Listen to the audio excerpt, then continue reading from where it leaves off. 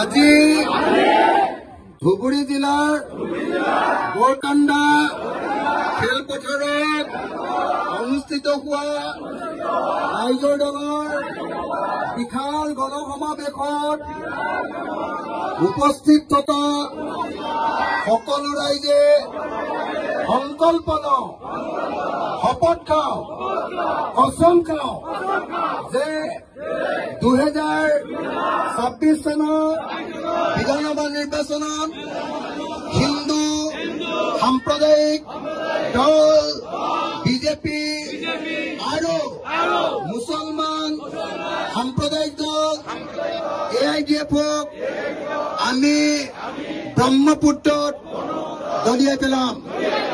আমি নতুন চৰকাৰ, ধৰ্মনিৰপেক্ষ চৰকাৰ, মানুহৰ চৰকাৰ গঠন কৰিম।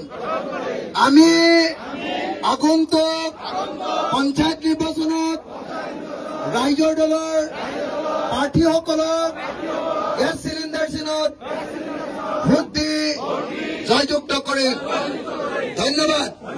জয় আই অসম, জয় আই অসম, জয় আই অসম, জয় আই অসম।